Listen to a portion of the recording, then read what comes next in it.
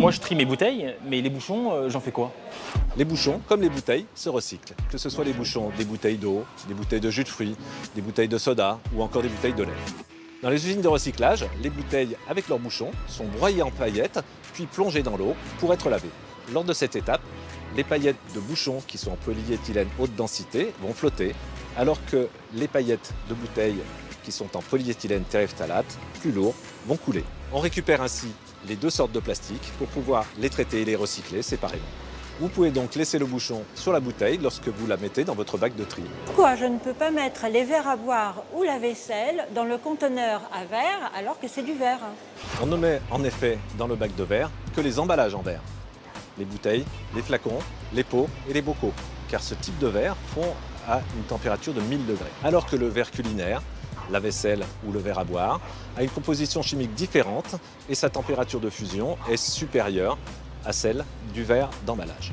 Si ces deux types de verres sont introduits ensemble dans les fours verriers, alors les bouteilles recyclées présenteront des défauts et seront fragilisées. Voilà donc pourquoi il ne faut pas déposer la vaisselle, la céramique ou la porcelaine dans le bac réservé au recyclage du verre.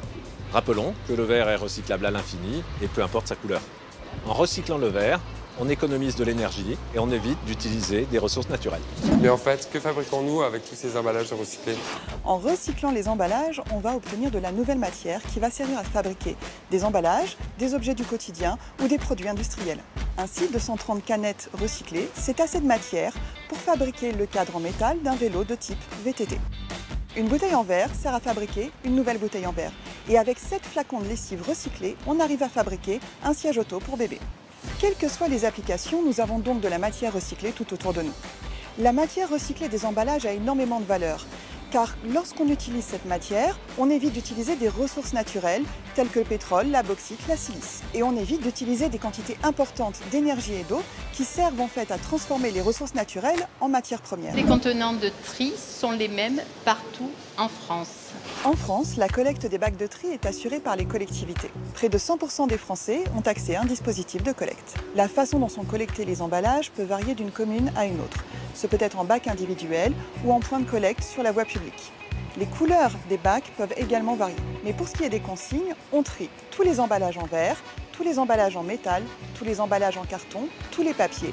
Et pour le plastique, on ne trie que les bouteilles et flacons. À moins que vous ne fassiez partie des 25% de la population française concernée par l'extension des consignes de tri à tous les emballages.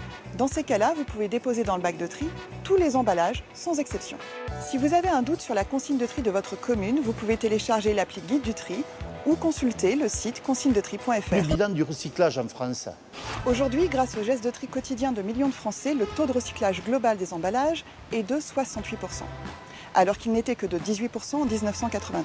Chaque année, plus de 3 millions de tonnes d'emballages sont recyclées et leur matière est récupérée. Cela permet de limiter l'utilisation des ressources naturelles, comme l'eau par exemple, d'économiser de l'énergie et de limiter les gaz à effet de serre, donc au final de lutter contre le réchauffement climatique.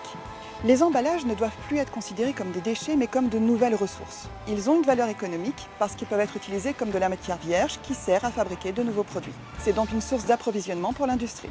Le recyclage est devenu une activité pérenne, une activité majoritairement locale qui sert donc à l'économie des territoires. 89% des emballages que nous trions est recyclé en France, 10% dans les pays limitrophes, en Europe, et 1% à l'international. Depuis longtemps en France métropolitaine, mais qu'en est-il pour les départements d'outre-mer? La mise en place de la collecte et du recyclage des emballages dans les départements, régions et territoires d'outre-mer est beaucoup plus récente qu'en France métropolitaine. Elle a démarré en 2002 sur l'île de la Réunion et s'est étendue progressivement sur tous les territoires. Guadeloupe, Saint-Martin, la Martinique, Saint-Pierre-et-Miquelon, Mayotte et la Guyane. Il faut réaliser que ces départements sont particuliers de par leur géographie, leur climat ou leur caractère insulaire, excepté pour la Guyane bien sûr. Cela impose donc une organisation de la gestion des déchets différente. Par ailleurs, il s'agit de trouver des solutions locales de recyclage adaptées, voire spécifiques. Par exemple, on teste en Guadeloupe la valorisation du carton sous forme de copeaux pour servir de litière pour les élevages de poules. La Martinique va utiliser du verre broyé en sous-couche pour les routes goudronnées.